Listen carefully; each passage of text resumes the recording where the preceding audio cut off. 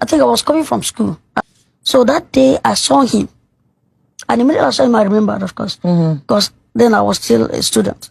So he walked in and I approached him. All right, for this video, Aki wey be Chinedu don talk how he and Popo take meet. Make una watch this video, see how Aki and Popo take meet each other, come begin the art film. My name is Vio Baburaba. How did the both of you even meet?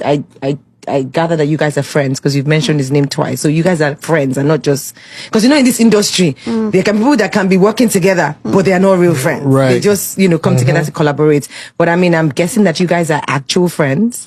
Yeah. And how did the emergence of Aki and Popo? I have been in the industry. I joined the industry in 1998. So he joined 2001. So when he joined 2001, I think that was a movie I was shooting. I was on the set of Atinga. Okay. Atinga, you had Nkemowo, Jide Kosoko, Uncle Jide Kosoko, the late Sam Loco. So I was in that movie. So I think I was coming from school. I went to one of the camps, resorts where we usually use for both location and the lodging. So I got there and I saw Osita. And before then I started hearing about him. People would tell me, oh, I saw one guy that looked exactly like you, this, that. So that day I saw him. And immediately I saw him, I remembered, of course, because then I was still a student. So he walked in and I approached him because I knew he was a bit shy. And if I had waited for him to come, of course, he might not come.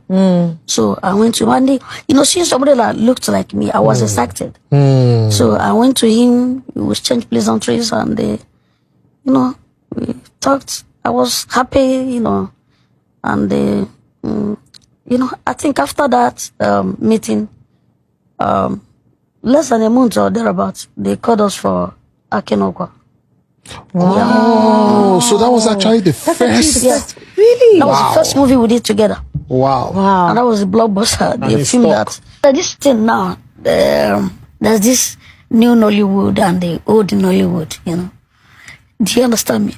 It's a very annoying phrase. It's absurd. So I think the Gen Zs in Nollywood are trying to make it look like, oh, we're the latest, we're the Hollywood standard, we're the best, we know it all, But is it the fault of the Gen Z? I was just going to say that it's not even just them. It's not just them. Right? Let me tell you one thing that's common. I think it's general in Nigeria, but let me speak on the entertainment industry. Those before, right, tend to look, if you come, they tend to look down, who's this? Me, I've been in this business. I've been an auntie. She just came and said, hi. Who's this guy? He can't behave himself. Does he know how long we've been doing this? They've been doing that. The reason many of us are relating with people like you is because when we came in, there was no airs. You was cool with everybody. You get what I'm saying? But the assholes that are out there, we know them. And now they act all cool, like, oh, Isn't that the most annoying part? that's the craziest part. Remember when I started and it was so annoying. They would never, and then now it's like, oh, hi, I'm a fan. No, you're not. No, you're not. You didn't start off as a fan. So it's not just a Gen Z thing. It's like the old Nollywood, right? There are many of them who have that seniority air. That's an individual thing, Yeah. Just because you were one of, or you guys embraced people that were coming up and you always sort of put yourself where you were relatable. So you didn't have those issues. But there are lots of young people that will tell you that they didn't, I just asked you about clicking thing. You think they want to be in a clique? They don't. But it's a certain... there are people who I know who would say they don't rate skit makers because they feel like skit makers make you guys now look. And I'm like, what the hell? What the hell?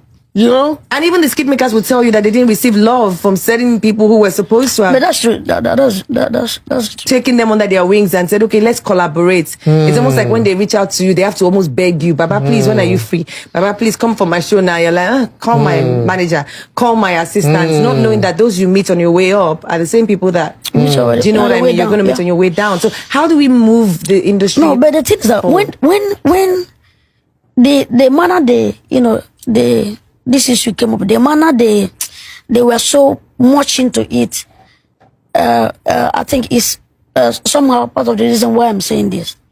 Initially, I remember, I think was it 2015 or 14. I was on a set. Can't remember, but I was on one set and they were just discussing about it. It was this new generation, set of actors. They were just discussing about. Nobody should, they were the manner at which they were expressing, their discomfort about the things happening in the industry now. So they believe that they are the ones that know the job more than even the old ones. You understand? Revolting. Yeah, but something like that.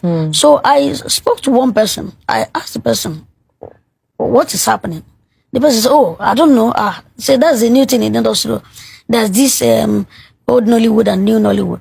You see, the truth is, whatever character you employ, you understand, it is you. You can't use one person's character to judge we are too many of us in the industry.